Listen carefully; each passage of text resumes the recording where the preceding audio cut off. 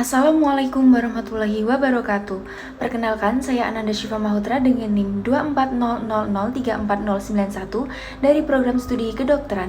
Di sini saya akan membuat penugasan video dari mata kuliah Pendidikan Pancasila. Pada video kali ini, saya akan membahas sebuah kasus yang cukup menyita perhatian masyarakat Indonesia, yaitu kasus meninggalnya Dr. Aulia Risma Lestari, seorang peserta program pendidikan dokter spesialis atau PPDS Anestesi Universitas Diponegoro, yang diduga mengalami perundungan atau bullying selama menjalani pendidikan. Kasus ini tidak hanya menjadi isu di dunia pendidikan kedokteran, tetapi juga memunculkan pertanyaan mengenai etika profesi, budaya senioritas, kesehatan mental tenaga medis, serta implementasi nilai-nilai Pancasila dalam lingkungan profesi kedokteran. Kasus ini terjadi pada bulan Agustus tahun 2024. Dr. Aulia Risma Lestari merupakan seorang dokter muda yang sedang menjalani pendidikan spesialis anestesi di Universitas Diponegoro. Beliau ditemukan meninggal dunia di kamar kosnya di Semarang. Berdasarkan hasil penyelidikan, penyebab kematiannya adalah akibat overdosis obat anestesi yang disuntikkan sendiri. Setelah kejadian tersebut, muncul berbagai informasi mengenai dugaan adanya praktik perundungan yang telah berlangsung cukup lama selama pendidikan PPDS. Dugaan tersebut meliputi tekanan psikologis, budaya senioritas yang berlebihan, beban kerja yang sangat berat, hingga adanya dugaan pungutan dana yang membebani peserta didik. Aktor yang terlibat dalam kasus ini antara lain adalah peserta PPDS, senior dalam program pendidikan, pihak fakultas dan rumah sakit pendidikan, serta keluarga korban yang kemudian melaporkan dugaan tindak pidana kepada pihak kepolisian. Permasalahan utama dalam kasus ini bukan hanya mengenai meninggalnya seorang dokter, tetapi juga mengenai bagaimana lingkungan pendidikan yang seharusnya menjadi tempat belajar justru diduga menciptakan tekanan psikologis yang sangat berat. Kasus ini kemudian menjadi perhatian Kementerian Kesehatan dan memicu evaluasi terhadap sistem pendidikan dokter spesialis di Indonesia. Dalam kasus ini, terdapat beberapa bentuk bad practice atau praktik yang tidak sesuai dengan etika profesi. Pertama, adanya dugaan perundungan atau bullying yang dilakukan secara sistematis. Bullying, baik dalam bentuk verbal, psikologis, maupun intimidasi, merupakan tindak yang tidak dapat dibenarkan dalam lingkungan pendidikan maupun pelayanan kesehatan. Kedua, adanya budaya senioritas yang berlebihan, sehingga hubungan antar senior dan junior tidak lagi bersifat membimbing, tetapi justru menimbulkan rasa takut dan tekanan. Ketiga, apabila benar terjadi pembiaran oleh institusi terhadap kondisi tersebut, maka hal ini menunjukkan lemahnya sistem pengawasan dan perlindungan terhadap peserta didik.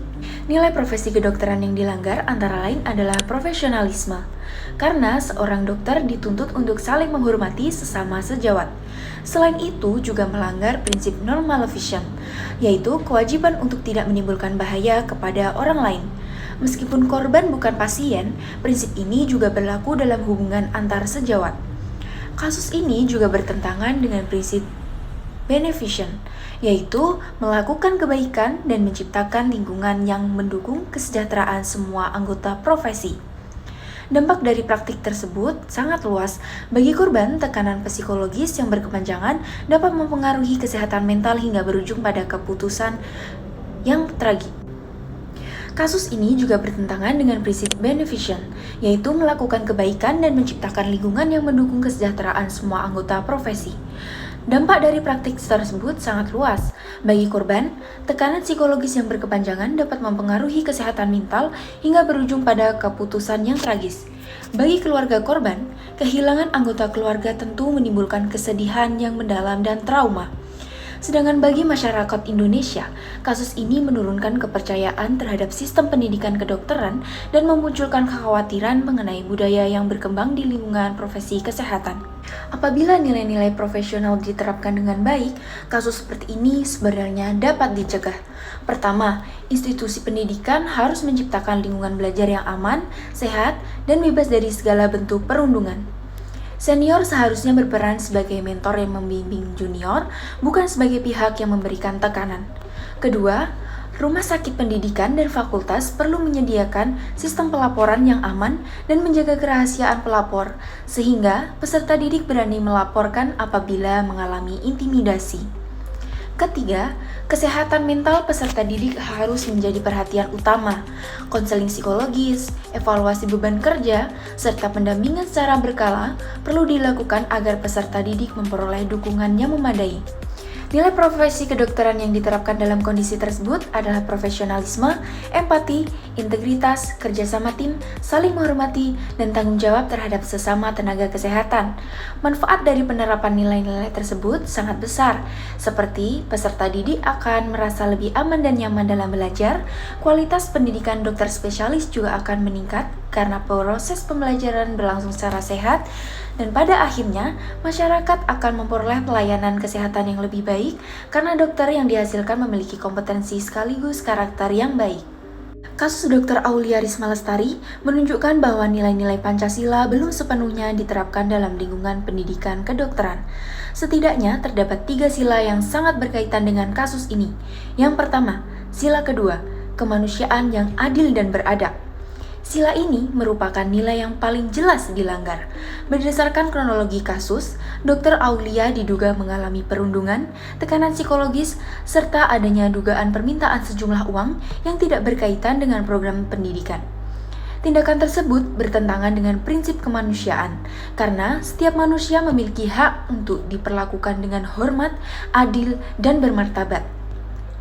Selain itu, perundungan juga merupakan pelanggaran terhadap hak asasi manusia.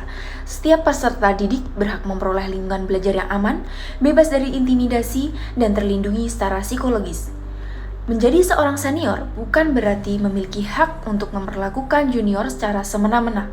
Justru seorang senior harusnya menjadi teladan, memberikan dukungan, membimbing, dan menciptakan suasana belajar yang positif. Kedua, sila kelima, keadilan sosial bagi seluruh rakyat Indonesia. Setiap peserta pendidikan memiliki hak yang sama untuk memperoleh kesempatan belajar yang adil, tanpa diskriminasi maupun penyalahgunaan kekuasaan. Apabila terdapat perlakuan yang berbeda karena adanya hierarki senioritas, maka prinsip keadilan sosial tidak terpenuhi. Institusi pendidikan juga memiliki tanggung jawab untuk memberikan perlindungan yang sama kepada seluruh peserta didik, serta menegakkan aturan secara adil tanpa memandang jabatan maupun senioritas. Ketiga, sila pertama, ketuhanan yang Maha Esa.